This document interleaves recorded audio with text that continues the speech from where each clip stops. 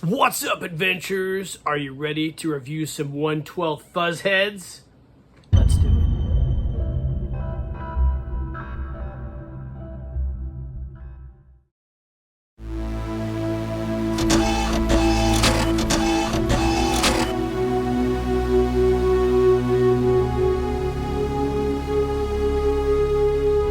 Keep living the adventure. Axis of Awesome. What is up, adventurers? Welcome to another Reviews Day. On today's Reviews Day, I have a super cool review for you guys. You know, I consider myself to be an extremely blessed and lucky person in a lot of ways in my life. And one of the things that I'm really appreciative of is the amount of good friends in the community, the toy community that I have. One being Ed Kozak, who's one of my oldest friends. Ed and I constantly do things for one another, and Ed was gracious enough this last Joefest to pick something up for me, and today we're going to review it, and I'm super excited to get this out of the package and share with y'all. Ed went down there. You guys saw the live stream I did with Ed and Travis from Toyleet and Punk with Toys. Ed went down to Georgia and picked me up the Fuzzy Force portrait pack from Big Bad Workshop, and I'm super excited to get these babies out and review them. So we're going to pause the video, come back, and talk about these. All right, gang, welcome back. So a little backstory.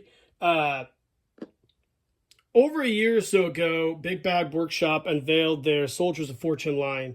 And one of the teasers that they did was this headset here, which I guess they're calling it Fuzzy Force right now. We'll talk about that here in a second.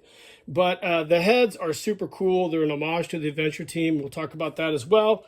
But here are some other items that I was excited to get once I saw these guys solicited by Big Bad Workshop. The first being the Agents of Omega. So you've seen me review that. It's a super dope toy line by Big Bad Workshop. I've done a review as well as a lot of other people, and we've all done a bunch of customs with them, which leads me to the Operation Monster Force General Brown figure here, which I bought. The reason I bought that figure is within it was the G.I. Joe Adventure Team head sculpt, which is almost an exact copy of those old G.I. Joe Adventure Team beautifully illustrated paint box art. You can see here the figure's got the blue eyes. He has the iconic cheek scar and the beard.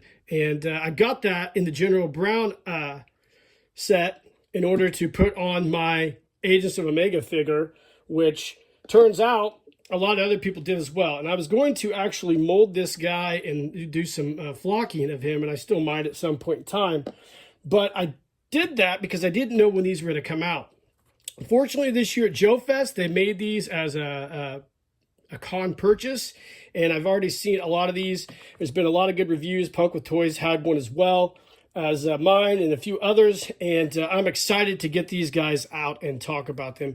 So the box itself, it's just a small little rectangular box. You can see it has the Soldiers of Fortune moniker on the top side, same deal. The back, UPC, warning, all that garbly gook. And on the back, we have a covert team of elite warrior saboteurs, specialists, and spies who operate outside politics and protocol, off the books, under the radar, against impossible odds, loyal only to each other. They take on missions no one else can. When there's no one left to call, there's the Soldiers of Fortune. Complete your Soldiers of Fortune collection at bigbadtoyscore.com. or wherever fine toys are sold. I like when people use that moniker or that catch line. So anyway, in here we get 5 distinct head sculpts. So let's pause the video and pull these guys out and take a close look at each one of them. All right, gang, welcome back. So here are our 5 head sculpts out of their plastic coffins. Now, these are a definite homage to the original G.I. Joe Adventure Team line of figures, which featured different colored flock jobs. First up, we have what I would consider to be, I would say, more akin to the G.I. Joe Talking Commander. Then we have the Adventurer, which was the African-American version of the Adventure team. We have the Air Adventurer, we have the Sea Adventurer, and we have the Land Adventurer. Missing, obviously, is the Man of Action. I would like to hope someday that they do this same head sculpt without a beard, and that will be the Man of Action figure. That'd be great to have. But these are all basically an homage or inspired by the G.I. Joe Adventure team. That's what these heads are. Each one features the iconic color of the flock of those original Adventure team figures, and these are super dope. The figures have, let's pop one out here. Let's go ahead and start with what I would consider to be the Adventure Team Commander figure. The figures come with a head and neck, which are interchangeable with all your Big Bad Workshop figures, Big Bad Toy Store figures. This guy here has the blue eyes, which the G.I. Joe Adventure Team Talking Commander had. He has the distinct scar on his cheek, albeit not painted, and he has a really nice light brown to mid to dark brown flock. Now, we'll talk about the flocks later, but this is a nice looking figure. He looks super cool. He has that nice Adventure Team 1,000-yard stare scowl, which I love. I believe the G.I. Joe Adventure Team is the best G.I. Joe line, but that's completely subjective. Next, we have the African American or Adventure figure, as it was known. Again, this is just a brown skin version of that figure, or that head we just saw earlier. I don't think they did a distinct African American style sculpt for this one, which is also something that the early days of G.I. Joe didn't do as well. You know that the G.I. Joe Adventure Team had probably one of the first designated African American head sculpts, so Hasbro was way ahead of their time back then. But this guy's a really nice black flock. Again, like I said, he has that nice scar and he has brown eyes, very similar to that old school Adventure Team Adventure look. Next up, we've got the Air Adventurer. He has a really nice yellow or blonde flock. Now, that original Air Adventurer had more of a blonde looking flock, but this one here looks absolutely awesome. Again, the distinct scar and brown eyes like the original Air Adventurer had as well. They did a fantastic job of staying true to those G.I. Joe Adventure Team figures. And then we have my favorite Adventure Team member, the G.I. Joe Sea Adventure. He has a nice orange flock, which is really, really nice, and he has those blue eyes. Now, I don't think the original Sea Adventurer had blue eyes. I think maybe he had brown eyes, but I can't remember. I don't have one handy here, but it doesn't really matter. This is just a review of these heads.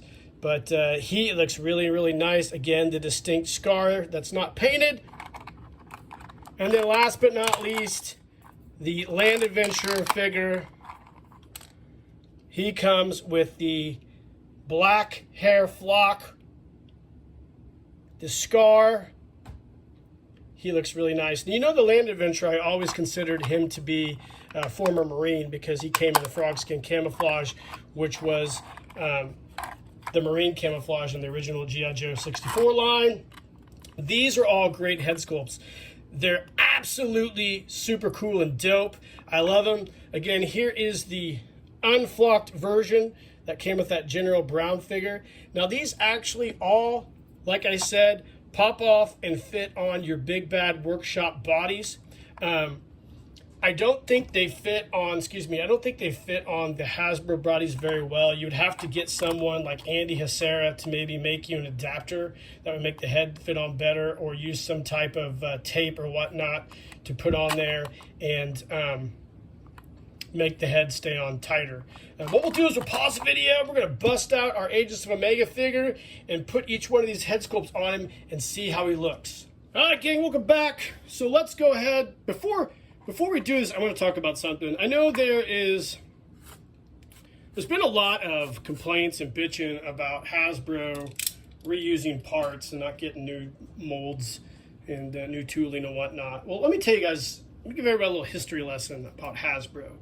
So when G.I. Joe first started in 1964, Hasbro used the same body and same head sculpt on every G.I. Joe figure.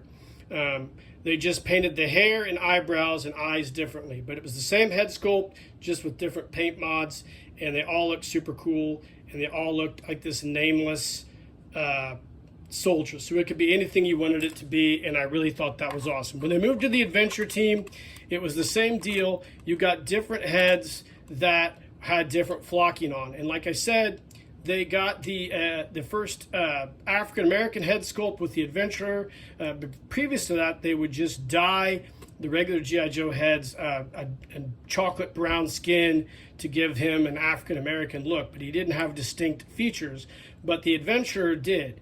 So Hasbro did finally do a new head sculpt, and then they would go on to do the Mike Power head sculpt, which was basically a blown up, modified version of the Big Jim head. We would get the Eagle Eye G.I. Joe head. We'd also get the Bullet Man / Defender head. Now, when Hasbro moved into the 82 line, what a lot of people really don't realize or look into is they only used a few different head sculpts on those figures. Like Hawk, Flash, and I believe Short Fuse all had the same head sculpt, just with different colors. Zap, let's see, Grunt, and I can't remember who else. I mean, maybe Grand Slam, all had the same head sculpt. Rock and Roll, Clutch, Breaker had a bearded version of Flash's head. So Hasbro continued that kind of trend that they established of reusing parts. I think the original 82 line had 7 different head sculpts, but a lot of them they used for the same figures. So to bitch about guys looking the same is just fucking silly. It's cool and it saves money, and it's just it's a neat little niche Hasbro does to in their lines that I think is I think it's pretty cool. So I don't know what everybody's bitching about using the tooling for other stuff. If it works, it works. I know sometimes it misses, but whatever. Anyways, these guys are all the same head sculpts, and we're gonna try them on this body here. So let's go ahead. Let's pop off this figure here. Like I said, I would really like to see a version of this head without the beard, so we could do like a Man of Action, because he's one of my favorite Joes. So let's pop the head off, and let's try the Adventure Team Talking Commander, which is what I'm calling him. I know they're not calling him that, but the flock looks really nice. You can see the flocking on the inside of the head from where they did it. There you go. Isn't that great? He looks good. It looks just like the Adventure Team Commander. Obviously, we can't do the African American head because this guy is not African American. So I'm sorry, buddy. We're gonna have to skip you. It would be nice if they would do a African American version of an Agents Omega figure, so we could get that head on there. That would be great. Let's check out the Air Adventure. That looks really nice on there, doesn't it?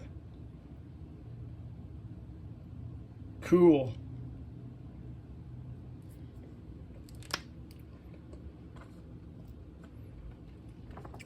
Let's pop on the Sea Adventure's head.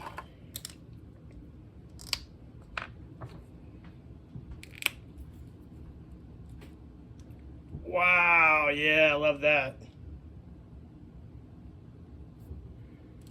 And last but not least, let's do the G.I. Joe Land Adventurer.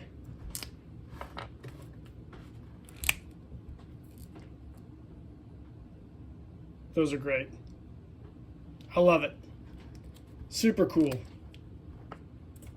All right, gang, that has been the review of our Fuzzy Force Portrait Pack from Big Bad Workshop. I hope you guys enjoyed the review. This is really cool. It's part of their Soldiers of Fortune line. Get on Big Bad Toy Store. Check this out if you're going to some cons this summer. I believe these will be available wherever Big Bad Toy Store is. I know they're going to be out, I think, at San Diego Comic Con, so you should be able to get them there, and I'm sure these will be available on their website, but I bet they go quick. Like and subscribe to the page, guys. It definitely helps my page out. Let me know in the comments what you think of these guys. Hit that notification icon. And in the meantime, guys, keep living the adventure, and cheers.